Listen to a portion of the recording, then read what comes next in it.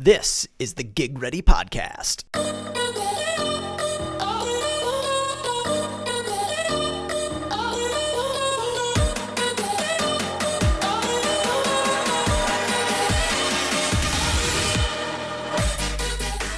Hey everybody, this is Jordan Goodfellow here with Gig Ready. Welcome again. Today we're here with Mark Herring, a good friend of mine. He is the lead technical director and technical producer at 3D Technical Direction, located in beautiful Atlanta, Georgia. We wanted to bring him in today because we're going to be talking about technical direction, producing, and how to create events from the ground up. Mark has been doing this for more than 20 years, and he loves what he does, and he's excited to talk about it today. So, Mark, how are you doing today? Good. How are you, Jordan? Oh, I'm doing fantastic, sir. I know that we talked about a list of different questions and things we're going to talk about, but in case it veers off to the left or to the right, just know that that's okay. We're not stuck to a script, and we just want to see where it goes. So I wanted to start out first and foremost, just getting your definition of a technical director.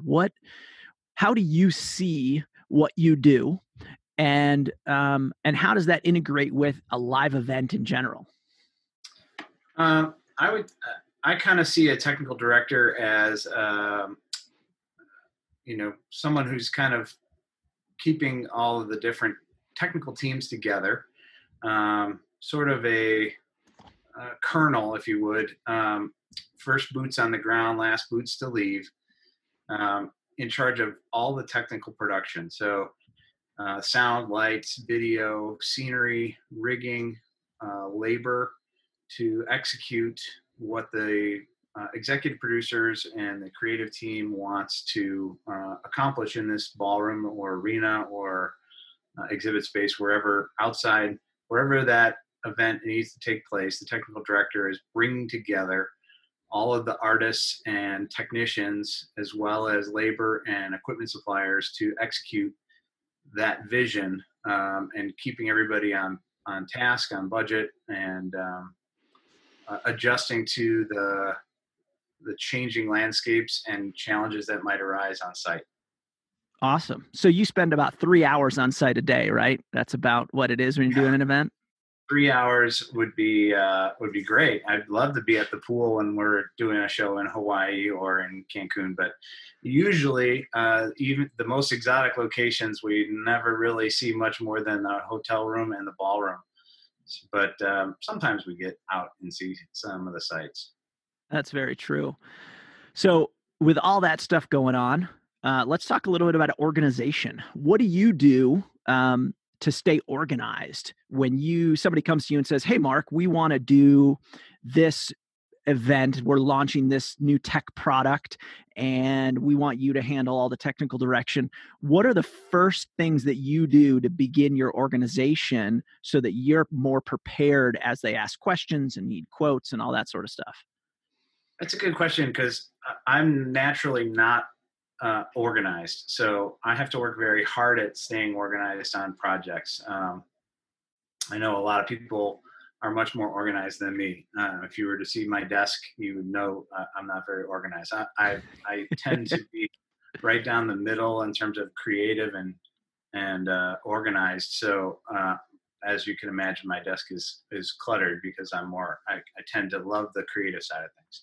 But when attacking a project for organization, what I'll do is a couple things. I will create a folder in my email system for that specific project, and sometimes subfolders inside of that folder for if there are multiple rooms, or if there's another aspect to that production that needs a subfolder. So that'll be the first thing I do. And the way I organize email is, if an email comes in for that project, it'll stay in my main inbox until I've addressed it, and then I will file it into that project folder. I also will create a folder in Dropbox. I use Dropbox extensively as an organization tool.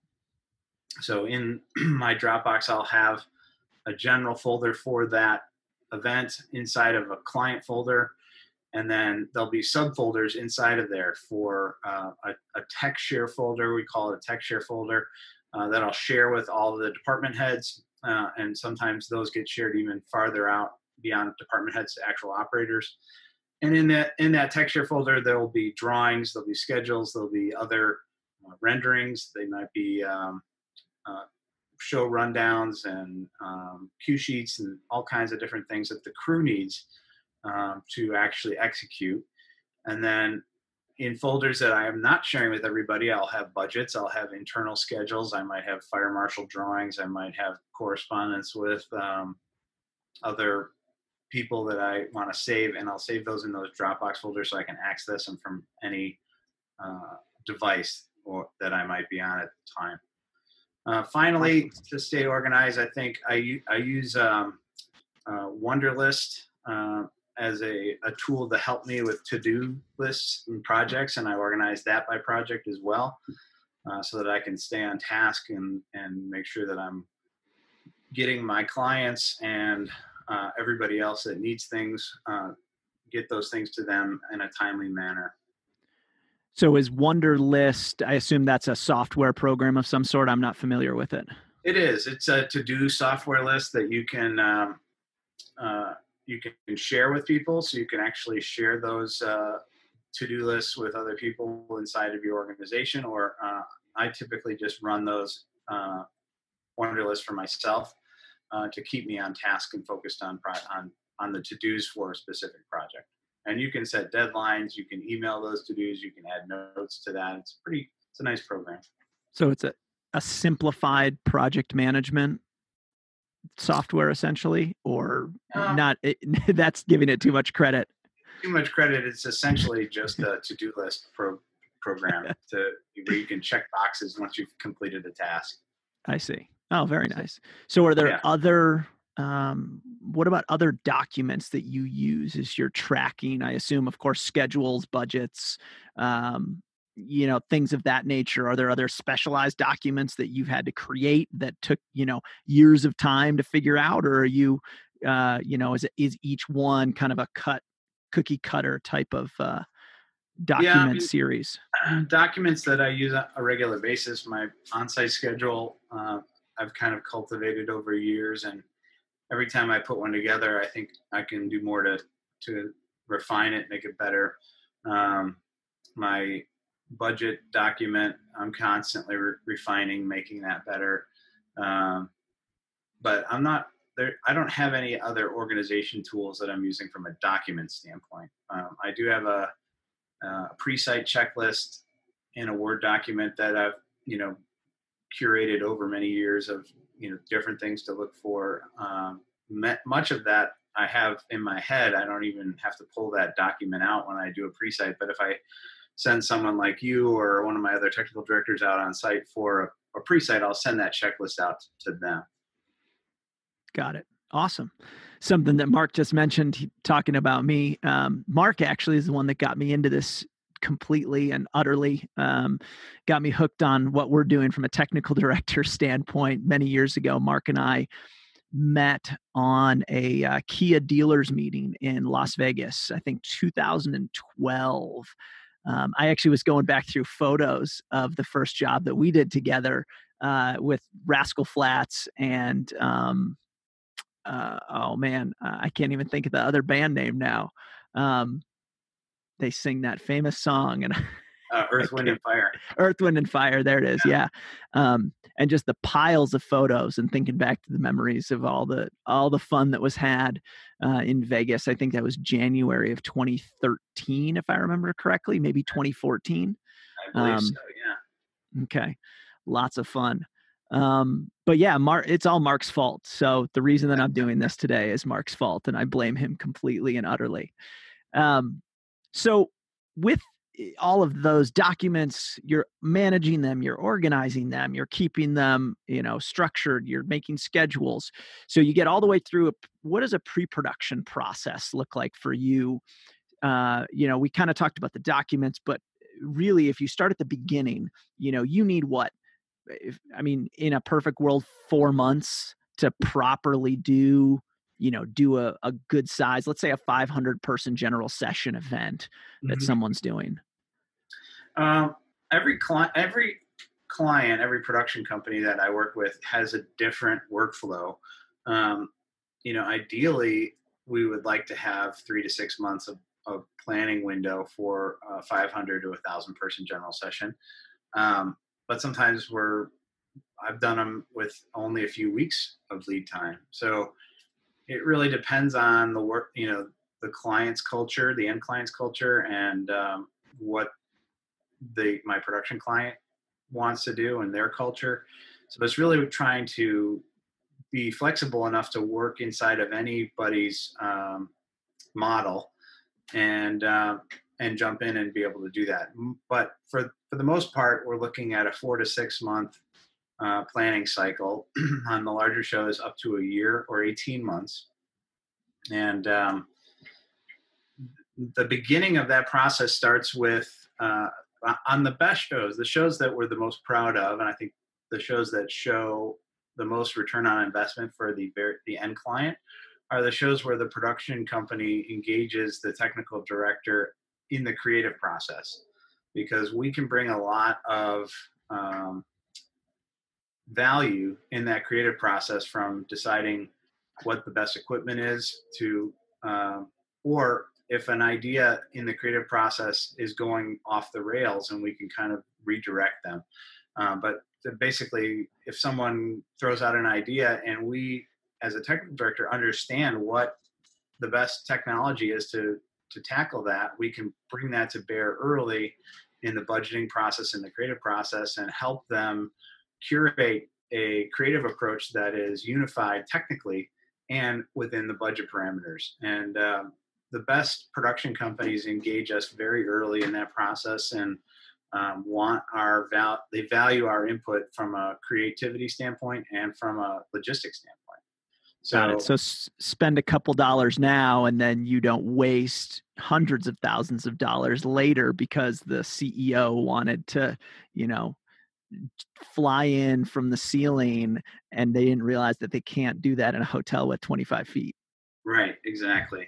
And then on the flip side, I think you're going to get a better product. The companies that don't want to engage the technical folks early, they don't want to spend that money. They think that they can manage that internally, and some can. Some have technical people on staff, and they can manage that internally. But I think the end product, the final product, isn't as well executed because there wasn't that integration early, and that integration and teamwork from the very beginning of the process, I think, plays out from the success of the project, the happiness of the end client, the return on investment for the end client. Uh, that small investment on the pre-show, I think, makes a big difference. 100%. Couldn't agree with you more. When you go to a site visit, so they've just contracted you, hey Mark, we want you to do this awesome show, it's going to be great, best ever, it's going to be in Timbuktu nowhere, and we want to go out and do this where we put some projection on a massive rock in the middle of the desert.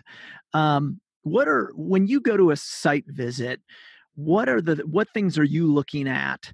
I mean, everything. That's the exact answer that we're looking for. But Right.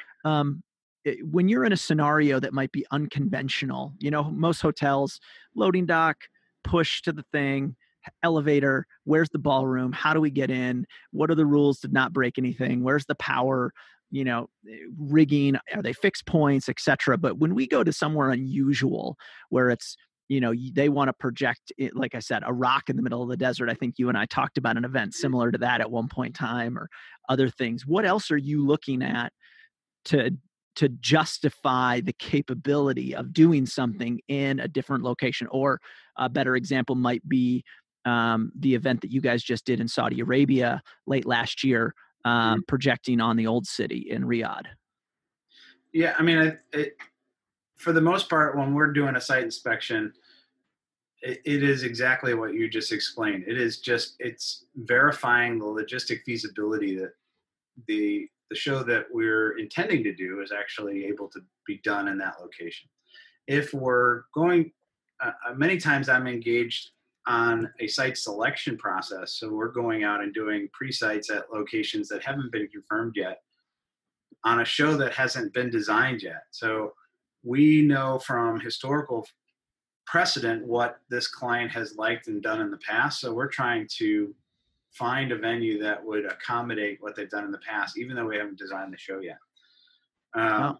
In that scenario, we're going in and we're kind of looking at historical precedents of the shows that they've done in the past, what they like, what they don't like, and we're trying to verify that the logistics of this venue can support what we've done in the past, even though we haven't designed the show yet. Got it. In the case of the Saudi show and some of the other shows where we have an idea what we want to do, those pre-sites are basically verifying logistics, looking at where we're going to have challenges or what are going to be the more difficult obstacles that we have to overcome at a specific venue. If we're in downtown New York City in Manhattan, a lot of the logistics that we have to overcome are load in and load out at a street level where we have to block the street off, or we need police department there to make sure that parking doesn't get filled up right at the loading door. What times are we going to be able to load in and load out, dealing with union labor, making sure that we're inside of their regulations and rules and not breaking any protocols with the union labor. So those logistics a lot of times are best handled on site. So going to a pre-site and actually having that conversation with the dock manager, finding the logistics person for the hotel that interfaces with the police department, with the union liaison, to make sure that they understand what our logistic challenges are and that they're on board with a plan. A lot of times that's done way more efficiently and quicker going actually out to the venue and hashing that out with those people in person. So, and it doesn't even have to be in New York City. That could be in Marco Island, Florida, sitting with 3 people from the hotel and making sure they understand that we need to have access to the beach for the beach party. And we're loading in after 10 o'clock and there's a noise ordinance at 10 o'clock. So how can they help us facilitate the load in after 10 p.m. so the police don't shut us down because there's a noise ordinance? So those kinds of challenges are just, a snapshot of the many, many challenges that you might have at a specific venue. And, going for that pre-site will help you navigate those challenges. Yeah. You often discover many things at the pre-show that's the gotchas. Oh yeah, by the way, and then you show up on site and try and navigate that for during show load in. Significantly more difficult. So you get through I have one client that doesn't like to send us out for pre-sites, and almost every show we get on site and there's a challenge that we've actually requested in our venue letter that we send out before the show. They didn't read the venue letter. We get on site and they're like, oh, you would have known this if you came for pre-site inspection. Well, the client doesn't want to spend the travel money for us to come out on a pre-site inspection. We try to do our best to send all of our specifications in writing to the hotel, but we can't force them to read that document. Yeah, that's tough. I get it 100%.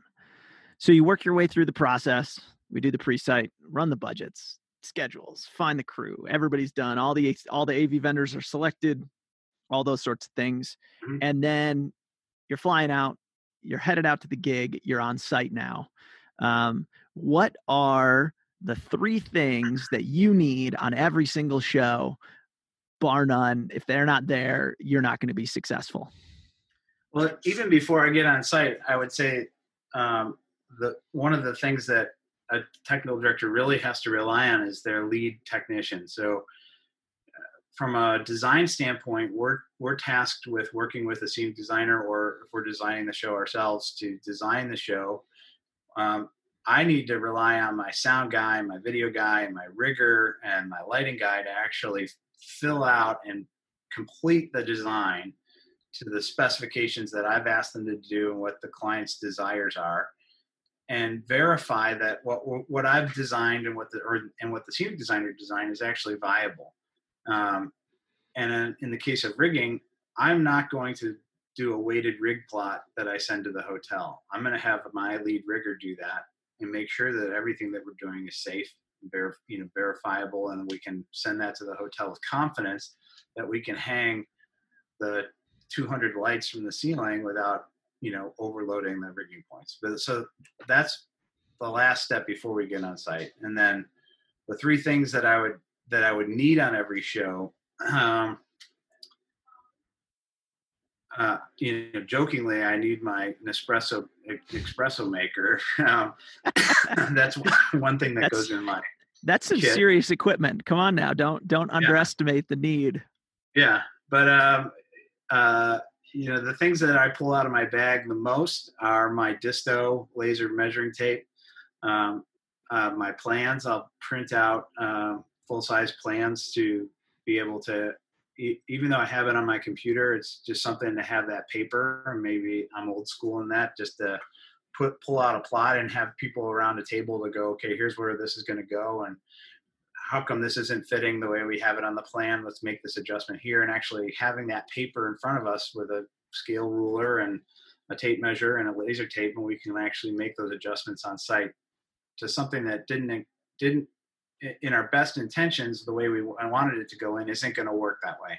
So we have to pivot and make a change. To have that piece of paper, on the table that everybody can stand around and we can brainstorm and figure out a way to make that happen is, another thing that I feel like I have to have in my bag. And then, I'll have little bits, tools, audio tools, video tools, little things in my kit that I will bring along, depending on the type of event. If it's the big Saudi show, I had different things that I brought with me for life outside in 80, 90 degree weather, and in Saudi Arabia. If I'm in a ballroom, I'll have some other things that I'll bring with me. So every show I'll have some specific things that are specific to that show, but for the most part, full-size plots, the disto, some marking tape to mark out the floor, and an espresso maker. That sounds like a good list to me. Now that you've got all your gear, you've got all your stuff, you got all your people, you got the right guys, what are you looking for on site? What are you looking for from the people working for you? What are you watching? What are you looking at? What are the key, the word metrics is a very overly used term, but staying on schedule, of course, but what are you looking for? What do you see? And are you trying to see, if you were able to tell someone, this is what I'm looking for, what are those things? Looking for out of the people I've brought on site, or both? I mean, everything that's there, looking at the global project, the stagehands, the people that are new, the guys that have done, this show 4 times. I think, the biggest benefit to me when I'm bringing on a strategic partner from a technician standpoint, an operator, a lead person, is someone who can think on their feet. They're not relying on me for every single answer. They're not waiting for direction on everything. They understand what has to get done. They've read the schedule. They know what the budget parameters are, and they'll execute until they hit a brick wall and they need my assistance, or something's not the way it was on the schedule and they want to figure that out. So, for the most part, I'm looking for people that can play in the sandbox well without a ton of direction other than what I've given them already. And I'm there as kind of the crossing guard, so to speak, just make sure everybody is playing well in the sandbox. Yeah, makes perfect sense. So you are on site, you're working. Of course, you're a freelancer, so that's what you live and die by the next gig. Right. What are you doing, as you go from event to event to help yourself get better at what you're doing? Because ultimately either you learn and you grow, or, some people say you die, but ultimately we know that you just get less gigs because less people want to work with you at that point. I'm always trying to learn. I'm always trying to absorb new information, and I think I'm bad at documenting that. I'll take notes for myself on specific things on a specific show that I could do better, or something that I want to change for the next time around. Um, but a lot of it is just experience. I'll experience it going not the way I want it to go, and in my mind, I'll just make a mental note that I need to do this slightly different. But um, that is a tough job, because I get very much invested in that specific project at that specific time, and I don't know if it's just I'm not wired up this way, or I just don't want to think about it at the time. But I don't usually take the time to take a step back, take a breath, look at it from a 50,000-foot level and go, here's how I could have done this project better the next time. I'm in the middle of the project. I'm kind of, in the dirt with everybody else making it happen. And if I have the wherewithal to think about it, I'll make a note on my phone, for the next time. But Yeah. most of the time we're, it's balls to the wall and trying to get the job done right then. And that's really all I'm thinking about. And then day 6 comes around and you're like, I just want to go home. I do actually. I have a lot of appreciation and envy, I guess, for the guys that are thinking about the strike as we're loading it in. And I sometimes will chastise them, like, let's just get it loaded in. But their forward thinking is actually saving us money and time on the loadout. They're thinking about the loadout as we're loading it in. I'm thinking about making sure the show goes perfectly as we're loading it in. I'm not thinking about the loadout. And I could get better at that. I know I can. The guys that think about the loadout as they're loading the show in are helping me. And I like having those guys on site. Like a good friend, Chris Trosper, a master electrician that we work with a lot. He's constantly thinking about the loadout, even as we're tipping the trucks to come in. I appreciate that about Chris. That's why I want Chris on my job sites, because I know that the lighting's going to go in super quick and efficiently, and it's also going to come out just as quick and efficiently. Yeah. That frees me up to think about the bigger picture of the show, not necessarily the loadout. Agreed. 100%. Those guys like Chris and other people are certainly worth their weight in gold when it comes to getting stuff done. And I found that I learn a lot from them when he'll come to me and say, hey, by the way, did you notice X? And I'm like, oh, that whole batch of cables running across that doorway right there probably isn't going to do us so well on the loadout when we come back. And then we're able to pivot and adjust, and certainly they work very hard to make sure that we look as good as possible. So thanks, guys. We appreciate it. Absolutely. As a freelancer, both technical director and just as a freelancer in general, what do you do to find work? People say, because the majority of our industry is freelancers, people that are on their own. They're doing their own thing. They're not staff members. How are you networking, finding work, courting people, saying, hey, I can do this and do it well? It's actually a very tricky thing. I've never cracked the code on it. I've sent out dozens and dozens of emails to different production companies, and occasionally I'll get a hit from one of those. A lot of how I get work is word of mouth, or producers that move from one production company to the next. The great thing about this industry, and the great thing as a TD, is that people are in this industry are unbelievably loyal, because if you're good at what you do, people don't want to change. There's a little bit of forgiveness. We say that, the show has to be perfect and you can't screw anything up. And for the most part, that's true.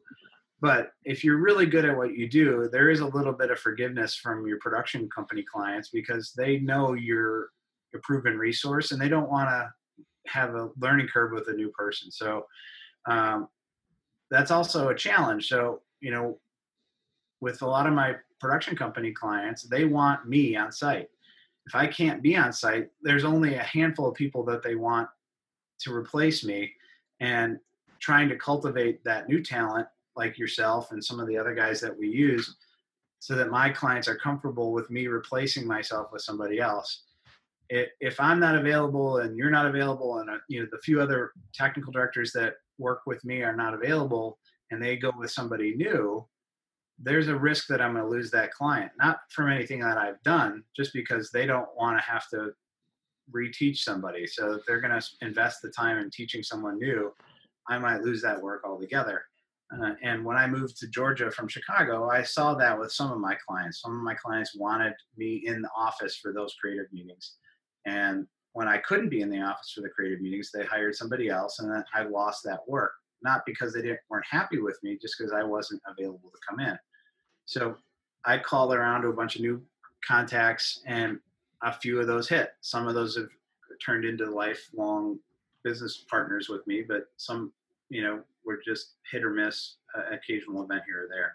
It's a Yeah. very difficult nut to crack. I'm not sure how to, get in there, because I think there's a lot of fear and trepidation about bringing in a new resource that you've never tested before. Doesn't matter what their portfolio says. They don't know your company. They don't know how you work, so it's a tough one. It is. Yes, very much so. Even harder in the gear business, I will say. That's Sure. that's another thing to go over some other day. But what about the jobs you've done? What's the easiest job you've ever done? Easiest one that you can think of? Uh, Maybe we don't want to tell anybody it's easy. I don't know. The easiest job. I used to do some press events for auto show, and the producer at the time liked to do. She was very good uh, at Adobe Acrobat and Photoshop and Illustrator. So I would do an initial drawing, and unbeknownst to me, she would take that PDF into Adobe Illustrator and move stuff around and basically redesign the show. I would do a schedule, and then I'd come on site, and the drawing was different. Still my drawing, but everything had moved around because she had done it in Illustrator. She had ordered all the labor, and I literally would just sit backstage and work on the next show. Finally, I told her, like, you got to stop spending. I said, I don't want you to spend your money on me just because you want me on site. You're doing everything anyway, so you might as well just hire someone cheaper than me as your, fireman insurance policy, because I don't want you to waste your money. So she agreed, and so that was probably the easiest show, because I had very little to do front end, and then she would take over, and then on site I was just standing around waiting. Not bad. I like it when other people do my job for me. It can Yeah, be fun. I felt But guilty about it though, so I told her to find yeah. somebody else.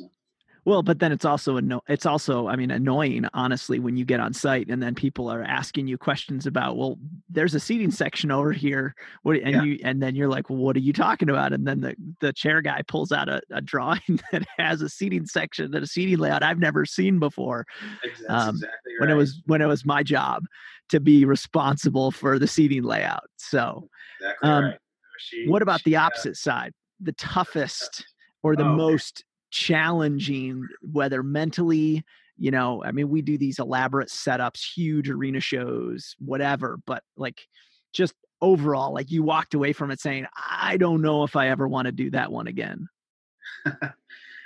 I actually have a lot of those. I think people hire me because I'm good at doing those impossible shows. So I've had a few of those. The launch meeting for Abbott Humira was in San Francisco, and that was a huge show. We had a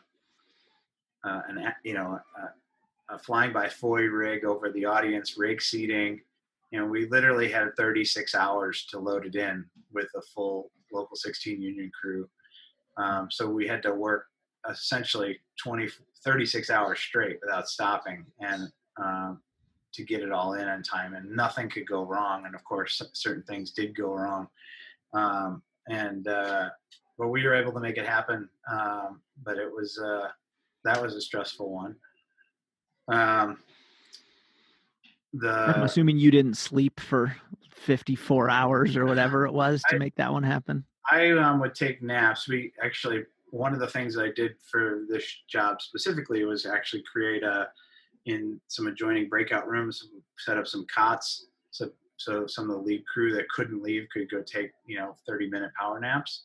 And then in another adjoining room, we had a massage therapist with chair massages. So only the lead crew could go in there, do a 15-minute chair massage. That was pretty nice. So that was a tough one. And, like some of the challenges were, dealing at one point I had 115 local 16 hands on site, and one of the guys in the audience riser crew was like a cancer on the whole show, just complaining. So I had to release him, and it became a big issue with the union because he had the most seniority in the room. So nobody wanted to fire him because he was the most senior. And wow. It ended up like the president of the union came down to try to convince me not to fire him, and it was so that was an issue. And we had some issues. Was it an attitude thing? Was it yeah, he was the most senior, also the oldest on the crew, and he was put on the audience riser crew. So it was very, very strenuous, hard labor. Setting up these audience risers are not easy. They're heavy, and it's a lot of work. So he wasn't in the right department, and he was just being a real complainer about it, and he was bringing down the whole crew. So it was tough. That is never fun. The Azusa Now show we did at the LA Memorial Coliseum was a very challenging show. Building a humongous stage with cranes and stuff that, we had a crane that broke and got stuck in the, building a huge front of house. And then of course it rained on everything, which we had some rain protection, but not enough rain protection because we weren't expecting it to rain in Los Angeles. So. In Southern California in April. Right. Yeah. So that was a challenging one. And then we couldn't walk on the grass. Right. The Saudi show that we did in November was a huge challenge. I mean, it set records. We had projection mapping across 1,000-foot vista with 220,000 lumen projectors, 76 projection areas, tons of D3 servers that were driving that whole thing, and on a UNESCO World Heritage site that we weren't really allowed to touch. We had to work around with where we were running cable and how we attach stuff, to the walls and to the floor. They were very particular about what we could do, because it's a World Heritage site, and it's essentially a mud city.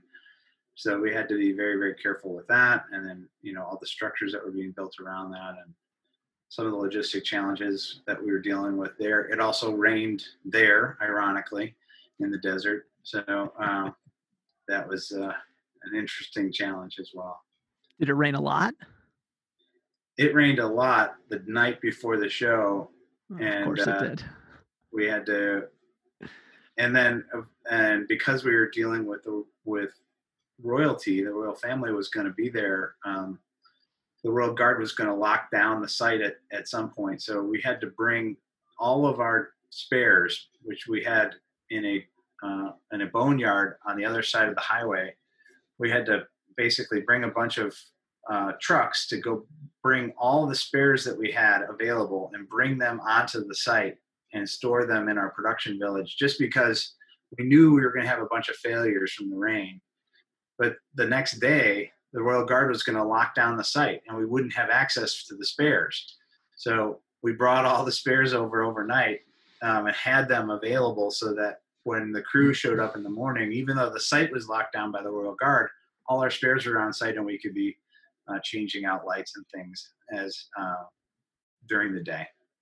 Did you have as many failures as expected, or was it a pleasant surprise? we had a lot of we had only one failure that actually I think affected what the creative director wanted for the show. It was a projector that was in the grandstand that was projecting onto a roadway across a bridge that went across. We lost those two projectors due to rain. The rain cover wasn't strong enough for that, and it broke. And we couldn't get a lift in to replace those two projectors. So those projectors never got replaced. I think that was the only thing that would have been noticeable by anybody who knew anything. I don't think anybody else understood that they didn't miss anything. But if you had seen the rehearsals, you would know that we didn't have that one little section of bridge projection for the show. Got it. So what do you like most about being a technical director? You've stayed a technical director for a long time now.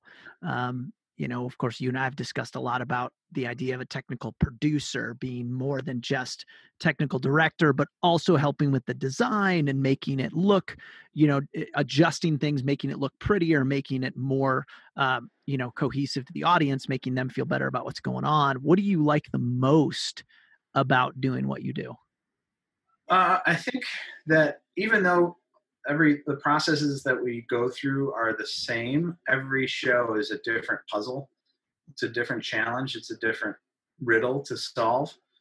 Even if I'm in the same venue, the same client, same schedule, same thing year over year, every year there's something that's different. So the setup is a little different. We might be doing the same setup, but the technology is a little different. The crew's a little different. Everything, even the slightest change is a different puzzle. It's a different challenge. And that suits me personally. I would not be the kind of guy who could go into an office every day and do real estate closings or, do accounting. I just would go crazy. I need a new challenge, a new puzzle to solve, a new riddle to solve every day. So that's my favorite thing about being a TD is that every project is a new challenge, something new to overcome, something new to learn. So. And how about the thing that you could leave behind? You're like, well, if I could get rid of this part of being a technical director, I'd love to delegate this to somebody else. What's your least favorite? Probably budgeting. I hate budgeting. I hate putting budgets together. I would just love for someone to say, just make it the best ever, and I don't care how much it costs. Putting budgets together is my least favorite thing. I don't love doing schedules, but I don't know if I could. I don't know how I would delegate that other than training someone who understood how long it took to do something to do that schedule for me. And a lot of that is learned. And once you've learned how to do that schedule for me, then I'm going to put you out as a TD on one of my other projects. I'm not going to have you sit behind a computer and do a schedule for me. I'm going to have you be doing, earning money for yourself and for the company, doing actual projects, not doing schedules for me. So makes sense. Awesome. What, shifting a little bit, what vendor selection? One of the toughest things I think that we deal with regularly, because there's so many influencing factors that come into it. There's producers, executive producers, relationships. Sure. I mean, what are you doing? How are you handling vendor selection as a technical director and managing that process of who's supposed to do this gig and who shouldn't do this gig? Yeah. It's very gig specific, obviously. If you have a small budget challenged project, I'm going to choose a turnkey supplier that's usually regionally based. So if I have a show in Phoenix and it's a small, lower budget show, I'm going to go with a company that can do everything in Phoenix, because I don't have trucking, I don't have travel. And so that'll be, a lot of that is determined by project size and budget. And then some of it, the clients, my production clients will tell me who they want to use. Even if I can deliver the same quality for cheaper with a regional client, they may say, no, we want to go with XYZ company out of Chicago because that's who does all our work. And so a lot of times my hands are tied on that, which I'm fine working with any vendor. Um, my clients sometimes will ask me, who would you like to use in this scenario? If it's a big show, a very, very complicated show, I wouldn't choose a turnkey supplier. I'm going to parse it out to individual specialists. Um, an OSA just to do audio, or a Firehouse production just to do audio, and a Zenith lighting or upstaging just to do lighting. I'm going to make sure that we've got the best partner for the right department in that scenario. And my clients in those larger shows, they may have their preference on a vendor, but a lot of times they'll ask me to put that out to bid. So I'll send out an RFP to 2 or 3 vendors that I know have the credibility and the portfolio to do a project of that size. And when those bids come in, I'll work with my client and we'll make a decision on who the best vendor is. And a lot of times that's not specifically based on price. We may not go with the cheapest vendor. We may go with the mid-price vendor because we are more comfortable with that. Very nice. Makes sense. The people out there, those in the netherverse that want to be the next level, they're right now they're working, they do breakouts, they do, assistant management, project management, that sort of stuff. And they want to go up, they want to move on to the next level. What are things that they can be doing now to say, hey, I want to be being a technical director. I want to be a technical manager, a project manager, whatever. Yeah. What are a couple things they can do to help, gain more skill, do more, get better at what they're doing to increase their game? I think probably the 2 things would be, I think the best things that you could do. One is to increase your knowledge of every department. As a technical director, you have to kind of be an expert in every department, a jack of all trades, master of none. So if in that aspect, capitalize on every training opportunity you can do. Go to the Yamaha audio training seminars and expos. Go to one industry trade show every year, whether that's Infocom or NAB or LDI. Choose to spend the money and go and invest in your knowledge and expertise on everything. Walk the exhibit floor, learn about the new products, go to the trainings and the breakout sessions to learn how to program the new whiz-bang grandma console. And the more knowledge you can have, the more tools in your toolbox from that side of things is going to help you as a TD. You may not program on a grandma, but what happens if your lighting programmer comes down with coronavirus and you have to jump in and help? If you understand a little bit about the console, even though he's pre-programmed some of it, you can jump in and actually navigate the console because you know the constructs because you took a training class. You don't have to be the expert on the grandma, but you understand the ins and outs of it, and you can actually jump in and save the day. I've seen a TD, not on my show, have to jump in behind the soundboard because the audio guy had to leave.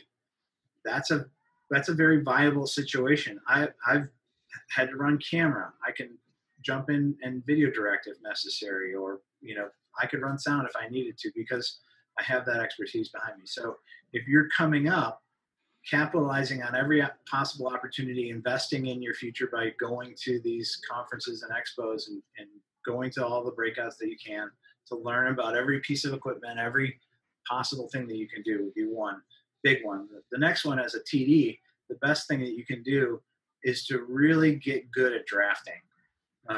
Pick a platform, whether that's Vectorworks or AutoCAD, and just keep working at that muscle. And you can, learning all the new tools, learning how to navigate in and out to draft quicker, to be more efficient, to draft in 3D, to be able to do renderings and making the pretty pictures out of the drafting. As a TD, those 2 skills would be that would serve you the most. Love that. That's outstanding. Now, as we're kind of wrapping up here, one of the main goals of this show, podcast, whatever you want to call it, all is ultimately to help everybody become better, more gig ready for the next gig. So, what are two things they're listening to this today and they have a gig tomorrow? Two things that they can be thinking about that can say, okay, these two things are going to help me gig better tomorrow, not 5 years from now, not when I reach the epitome of my career, but tomorrow. What are something they can be thinking about? I occasionally will have this reoccurring nightmare before a really large show that I forgot to order the local labor, or on my schedules, I transposed one number and I'm a week off and I'm going to show up on site and no one's going to be there because everybody's the next week. So, and those recurring nightmares always force me to do one thing the day or two before I go on site, is to kind of go through my head, in my mind, walk through the load in and make sure that I've, as I'm going through the schedule in my mind, that I've put all those pieces in place, that the forklifts have been ordered and the riggers are on the right schedule. Many times as an anecdotal example, I have to put in a rigging advance with PSAV to order all the riggers. I'll do that months in advance because they want that information way before we've really drilled down on everything. And many times they haven't looked at my hotel letter or the schedules that I've sent since then. They're still going off the rigging advance, which has the wrong load-in time. So going through that process a day or two before sometimes brings up those red flags that I've actually ordered the riggers at 6 a.m. on the load-in day instead of 8 a.m. when the schedule changed. So I've caught that stuff ahead of, and sometimes I haven't caught it, but many times I'll catch that prior to getting on site. So walking through, not minute by minute, but just walking through those, key points in the schedule in your mind, making sure that you've ordered the forklifts, that you've given the right schedule time to the local labor, to the union riggers, or, to the ballroom guys that are dropping chairs. You make sure that they know to come in at 7 o'clock on the day of the load-in instead of 8 a.m. the next morning, because that's when the rehearsals are starting now. Those kinds of things that's a big one. Just walking through in your mind and making sure all the I's are dotted and T's are crossed. The second thing would be, I think, one mistake that I make, because I'll be running around working on multiple projects at the same time, or spending time with family, is packing my gig bag, my mobile office, the day before I have to leave. So if I have to leave on a Friday for a Saturday load-in, packing my gig bag on Thursday, when I'm not stressed about getting ready to go, packing my luggage, actually packing my gig bag, making all my printouts, and that's when I'm walking through the show in my mind too. As I'm printing out the schedule, I'm looking through the schedule and walking through it in my mind, packing my gig bag up the day prior to me leaving, so that I'm not stressed out with all the logistics of getting to the airport. Would be the second thing I would encourage people to be gig ready. That's awesome. I should do that more often. I'm the guy throwing stuff in my bag 2.5 hours before my flight's supposed to take off, and I live 45 minutes from the airport. So I've done that too. There are many times I'm like 10 minutes from the house and I turn around because I forgot something and I need it. Yeah. Yep. So, and then the other thing that helps, especially on the printouts, like what happens if you run out of paper, or you run out of toner. At least you have some margin, you have some runway to get that stuff remedied before you have to leave. Yeah. Building margin into life is something I've been thinking a lot about lately. And I think that especially goes in our industry. Any margin that we can give ourselves, whether that's load in, whether that's before the event, whether that's before we leave, it helps to make sure that we can accomplish the task at hand. Because without that margin, event, something's got to give. And, Yeah. sometimes it's the important thing that ends up having to not be as good as it could be Yeah. because we lack that margin. Yep. So awesome. Well, hey man, thanks so much for taking Yeah. the time today. I appreciate it. I hope you're well. I'm hoping your family's home and healthy and safe and all of this excitement of the corona. We And are. excellent. Well, fantastic. Well, Yeah. hey, have a good evening. Thanks for everything. I appreciate it. And Yeah. I'm sure we'll talk soon, but take care and have a good night. Yeah. You too. Awesome.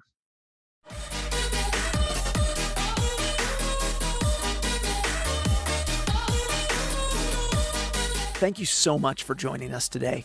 I am so excited and so humbled that you would choose to take just a little bit of your time to join us on this podcast and listen in on some of the great conversations that we're having.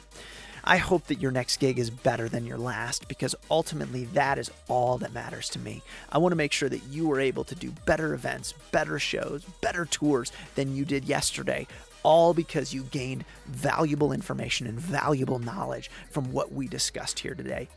I think that every single day we are looking to get better, and that is exactly where I want us to be. Now, the value that we bring to you is directly tied to each and every one of you. We could sit here and talk all day long about all the stuff we do, all the great events and everything like that, but if we're not giving you the value that you want, there's no way that this is going to be good for you. And ultimately, who cares who I talk to if you're not getting value? So please let me know. gigready@gigrent.com. You can reach out to me. I'll make sure to read every single email, because I know that it's valuable to you to be heard, and I want you to share your ideas, your thoughts. Who do you want to have on the podcast? Who do you want to share? What are things you want to learn? What are things you want to grow in so that we can get better at creating live events? People connect in person, and each and every one of us facilitates that process in our own small way. I'm excited for what the future holds. I'm excited for where we're going. I know that there are great things ahead of us, and they're not just behind us. Have a great rest of your day, and we'll see you next time.